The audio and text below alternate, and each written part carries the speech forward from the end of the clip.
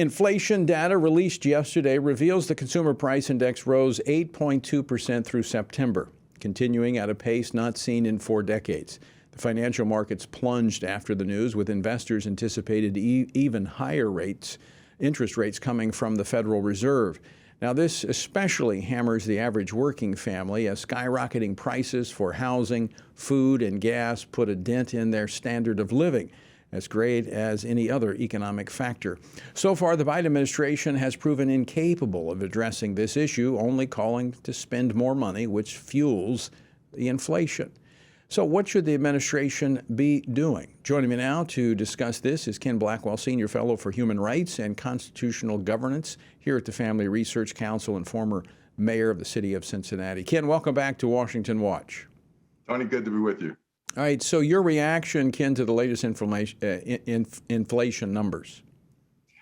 It's just exploding, Tony. The misery index that actually measures the bad experience people are having at the gas pump and the grocery lines. We've watched a deterioration of real family income rapidly in less than 2 years of the Biden administration.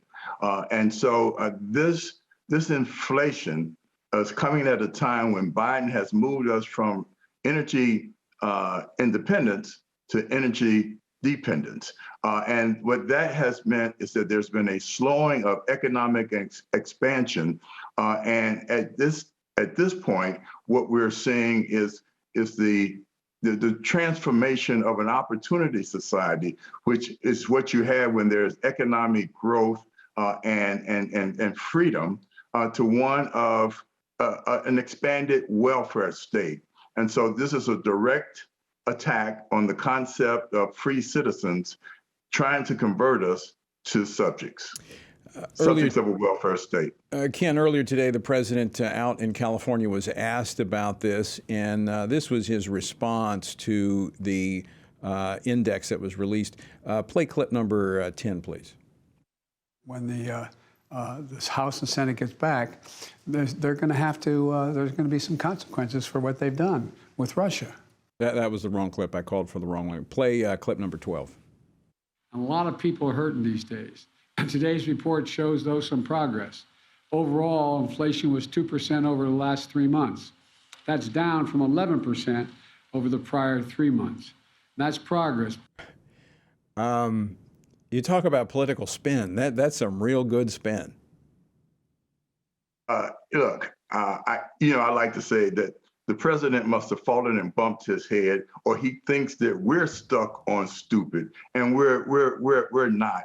We have watched this guy and his administration, that what I call a clown car, drive our economy into the ground. And he can deny all that he wants about the economy that he inherited, but he has destroyed it. He has destroyed our buildup of our southern border. He, in fact, has ushered in a crime wave that is riddled with fentanyl that are killing our kids, about 100,000 a year.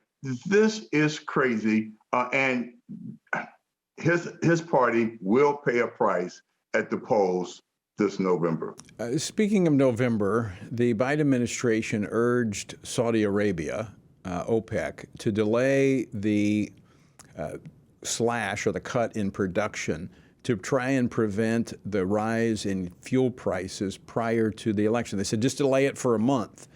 Doesn't this sound a lot like what the Democrats went after Donald Trump for and impeached him, saying that he was using his political power to get political favors from Ukraine? Yeah, and what happened is that they created some fiction.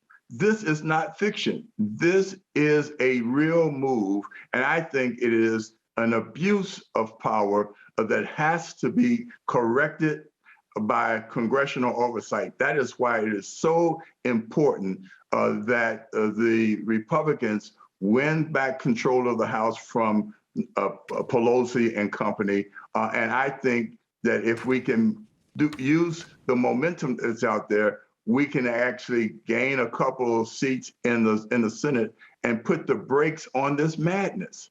This is crazy. This is an existential threat to our constitutional republic.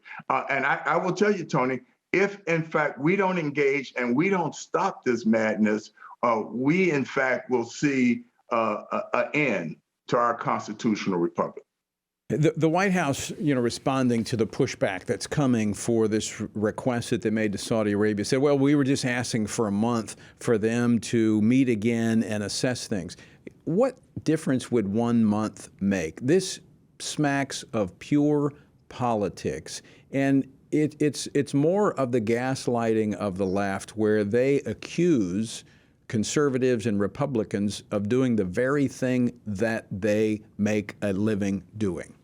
Just think about it. These guys have made a choice. They would rather deal with Iran and Venezuela and Russia than to deal with American producers of energy here in this country. Well, and that's another good point, Ken, because that's actually probably a lot of what's driving Saudi Arabia to not be responsive to the Biden administration, because they are very concerned about Iran having nuclear weapons, because they're number 2 on the list right after Israel.